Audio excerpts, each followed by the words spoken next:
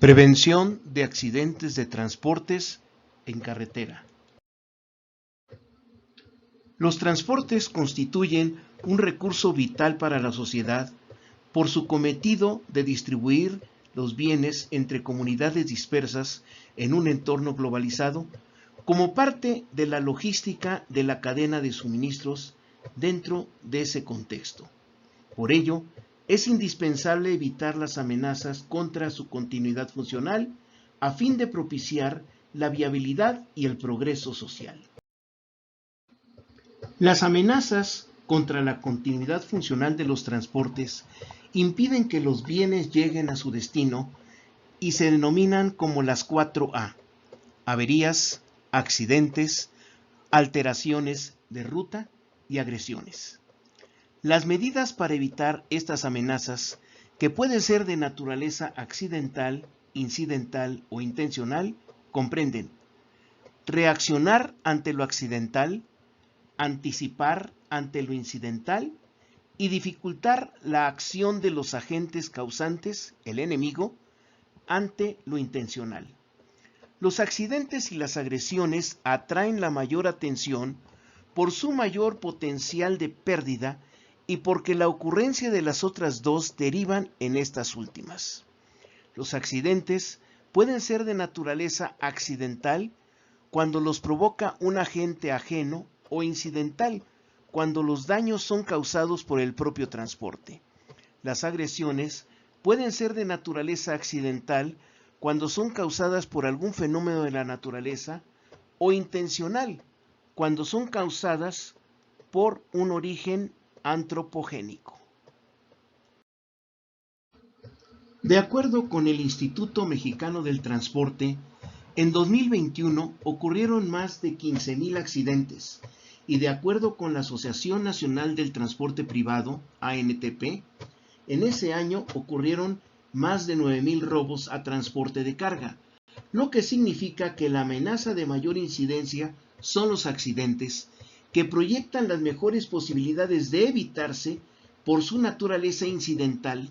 y suelen ser causados por prácticas imprudentes en la operación de las unidades, en particular por el exceso de velocidad, no solo respecto a los límites de velocidad, sino respecto a lo que se puede describir como la velocidad aceptable de seguridad, VAS, y que consiste en la velocidad recomendada para la concurrencia de las características específicas de un transporte con un cierto tipo de carga y en una ruta en particular. Los factores que determinan esta velocidad aceptable de seguridad pueden ser físicos, lo que hay, o funcionales, lo que sucede, y también pueden ser fijos o variables, y se pueden describir por los parámetros que se muestran en este cuadro de parámetros VAS. Las condiciones físicas fijas se refiere a las características físicas del camino, trazo y topografía, para las cuales se establecen una serie de velocidades máximas de acuerdo con el cuadro de velocidades límite establecido por la Secretaría de Comunicaciones y Transportes. Para estas condiciones, la velocidad aceptable de seguridad se establece como una proporción de la velocidad límite establecida en el cuadro de velocidades límite, que pudiera ser de alrededor del 73%, que es la proporción de los 80 km por hora establecida como velocidad máxima en la norma oficial mexicana NOM 012 SCT-2-2017 para el transporte de carga, con la máxima velocidad en el cuadro de velocidades límite, que es de 110 km por hora. Las condiciones físicas variables inciden sobre la visibilidad del camino y proyectan 4 escenarios: de día con buen clima, de día con mal clima, de noche con buen clima y de noche con mal clima. Las condiciones funcionales fijas se refieren a aquellas condiciones que alteren la forma del recorrido y es recomendable que se ajuste la velocidad aceptable de seguridad para posibilitar una reacción oportuna ante el surgimiento de obstáculos al desplazamiento de los vehículos sobre el camino. Las condiciones funcionales variables se refieren a aquellos factores que alteran la estabilidad del vehículo y que se deben al tipo y peso de la carga, así como al tipo de vehículo que los transporta. Los tipos de vehículos utilizados en el transporte de carga en México están descritos por la misma NOM 012 SCT y pueden ser de tipo unitario, es decir, de un chasis unitario, con o sin semirremolques. Estos vehículos también pueden ser del tipo articulado, con uno o dos semirremolques, que son los que tienen la mayor capacidad de carga.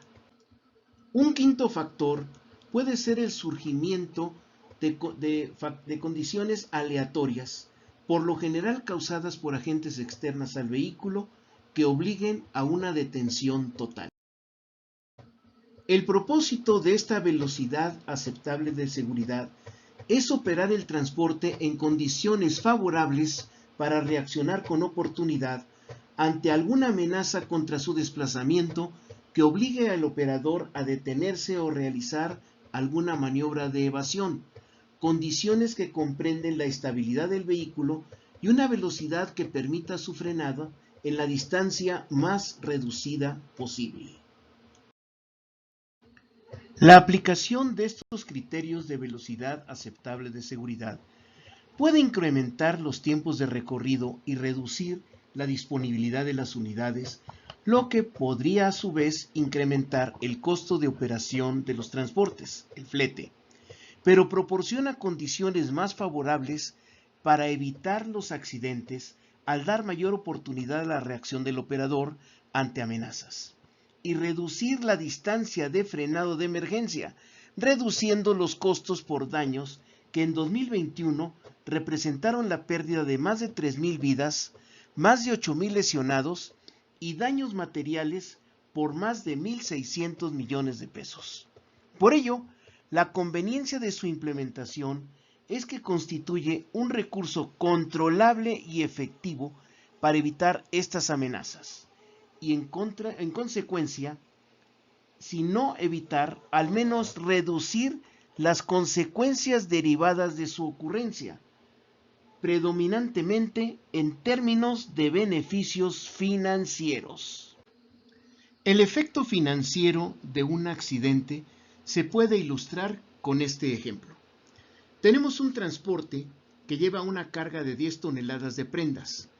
Cada una de estas prendas con un peso unitario de medio kilo,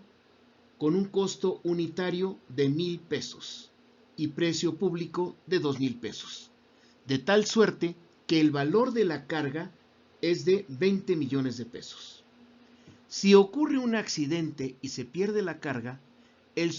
seguro cubriría un porcentaje del valor de la carga que podría ser, en el mejor de los casos, del 90% del valor declarado, suponiendo un 10% de deducible. Por ello, la pérdida total sería el deducible de 2 millones de pesos en este caso, más la posible utilidad que se podría haber obtenido por la venta de las prendas, es decir,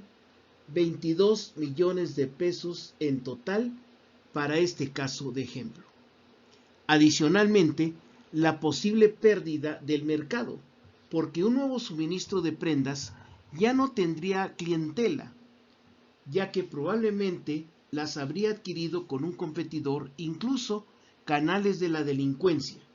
Y si la carga fuera de artículos perecederos, como alimentos o medicamentos, se tendría repercusiones adicionales al prestigio de la marca por daños a la salud al adquirirlos en puntos de venta ilegales y consumirlos. En este último caso de perecederos, incluso si se llegara a recuperar la carga, tendría que ser destruida al alterarse las condiciones sanitarias para su manejo, lo que de cualquier manera sería una pérdida total. En este caso, recordemos que los seguros cubren las pérdidas cuando las hay, mientras que la seguridad protege las ganancias. El proceso de implementación de la velocidad aceptable de seguridad es un problema de control que requiere dos instrumentos: una referencia de esta velocidad para cada tramo de la ruta y otro que asegure su cumplimiento. La referencia o plan de ruta o de recorrido es similar al plan de vuelo de una aeronave, en donde se indica para cada tramo del camino las opciones de velocidad aceptable de seguridad para cada uno de los posibles escenarios de la combinación de iluminación y clima que podría encontrar durante su recorrido. Por su parte, el instrumento de supervisión o control del recorrido está a cargo del personal de seguimiento, que actúa de manera similar a los controladores de tráfico aéreo, con unas funciones de monitoreo desde un centro de monitoreo o de control e inclusive de mando para conducir dichos recorridos. El proceso para aplicar estas velocidades aceptables de seguridad es un proceso de rastreo vehicular, por lo regular sustentado en una plataforma de monitoreo de alguna clase, por lo regular sustentado en el uso de sistemas de guía satelital o sistemas de navegación global vía satélite o GPS. La dinámica de este proceso contempla la interacción entre dos áreas: la responsable de administrar la flota vehicular y la central de monitoreo. En este caso, la unidad responsable de la flota elabora el plan de ruta, es decir, la forma en que debe realizar el recorrido cada vehículo de acuerdo a sus características, sus prestaciones y el tipo de carga. Con base en ello, la central de monitoreo establece el seguimiento del vehículo y elabora el control del recorrido, donde registra la forma en que efectivamente se realizó la ruta y se la regresa a la unidad de la flota para que pueda constatar la manera en que fue cumplido el recorrido. El seguimiento que realiza la central de monitoreo se hace con base en una plataforma de monitoreo basada en los sistemas de geolocalización GPS de los sistemas de navegación satelital. Pero normalmente estas plataformas no proporcionan toda la información que se requiere para valorar el recorrido. Por ello, en la central de monitoreo se debe de contar con herramientas auxiliares que den una visión más completa e integral de todo lo que puede ocurrir en la ruta, entre las que se encuentran los servicios de pronóstico meteorológico, el Servicio Sismológico Nacional y de alguna manera los alertas carreteras que puedan notificar acerca de incidentes que puedan afectar a su vez la forma en que se hace el recorrido de la ruta. La aportación real de valor de la central de monitoreo está dada en la medida en que pueda desarrollarse de una manera prospectiva y proactiva. Es decir, que no solo pueda dar seguimiento, sino que incluso pueda anticipar las posibles situaciones de riesgo, no solo de accidentes, sino inclusive de agresiones. Y de manera proactiva, es decir, no limitándose a reaccionar, sino inclusive a dar instrucciones y dar orientaciones a fin de evitar o reducir los posibles daños por la ocurrencia de riesgos durante el recorrido. La efectividad de estos criterios de velocidad aceptable de seguridad depende de la implementación de una plataforma de monitoreo y rastreo vehicular, pero debe estar respaldada por un marco de regulaciones con sanciones y mecanismos de supervisión. Después de todo, regulación sin supervisión y sanción no es una solución. Ello con una orientación restrictiva similar a las normativas actualmente ya actuantes y vigentes que restringen la circulación de transportes de carga en zonas urbanas en ciertos horarios. Pero este marco normativo debe enfocarse a atender la verdadera causa origen del problema para no provocar más perjuicios que beneficios. Asimismo, también se debe contemplar que un vector de degradación para esta efectividad son algunas prácticas operativas de uso exhaustivo de las unidades de transporte a causa de una concurrencia de requerimientos de demanda de servicios con escasez del parque de unidades, lo que llevaría a adoptar decisiones de operar fuera de los márgenes recomendados de seguridad, aun con los riesgos que implica, ante la necesidad de cumplir con compromisos de entrega. Este tipo de escenarios suelen provocarse por necesidades de cumplimiento de metas de venta, por lo regular en la segunda mitad de cada mes, así como en situaciones estacionales, lo que son conocidas como de temporada. La consecuencia de mayor impacto de estos vectores de degradación son costos, pero en los casos extremos, pérdidas materiales y sobre todo humanos, que cuando son muy espectaculares, atraen la atención mediática y provocan cierta presión social, al grado de inducir y propiciar tendencias a tomar medidas que suelen resultar con mayor perjuicio que beneficio, como sería la idea de prohibir el uso de cierto tipo de transportes porque son, entre comillas, causantes de los accidentes y de la pérdida de vidas. En este contexto se tiene que una premisa general para la tecnología, como lo son los transportes, nos dice que la tecnología en sí misma no es buena o mala, sino lo que se puede considerar como bueno o malo es el uso que se le da. En este orden de ideas, se puede establecer que los transportes por sí mismos no son el problema, la verdadera causa origen de los accidentes, sino la manera de operarlos. Por ello, prohibir la circulación de algún tipo de transportes, como es el caso de los vehículos con doble remolque, TSR y TSS, de acuerdo a la NOM 12 SCT, no es una solución de fondo para reducir los accidentes, ya que solo representan el 5% de estos eventos, si bien son los más espectaculares y que llaman más la atención mediática, pero representan el 35% de las operaciones de transporte de carga en México, con una flotilla de más de 370,000 unidades motrices o tractocamiones y 560,000 unidades de arrastre o semirremolques, y un crecimiento anual del más del 4%. Para este propósito, y a pesar de los escollos e inconvenientes, se puede establecer que la aplicación de los criterios de velocidad aceptable de seguridad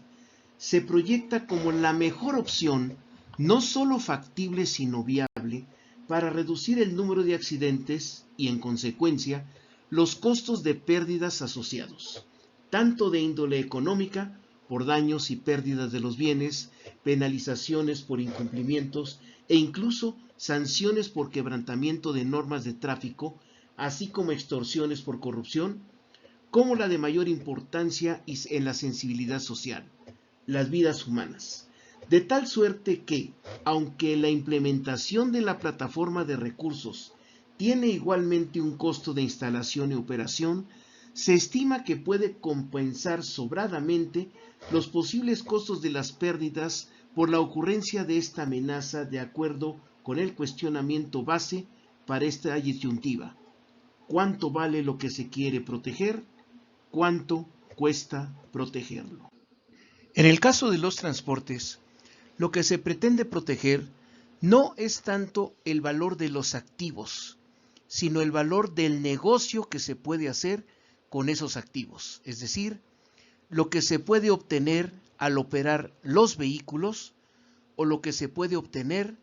al comercializar los bienes transportados, es decir,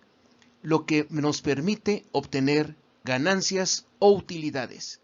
porque las empresas crecen y prosperan obteniendo ganancias, no cubriendo sus pérdidas. Esto porque la verdadera causa origen de los accidentes no son los transportes, sino la forma de operarlos fundamentalmente, es decir, es la velocidad.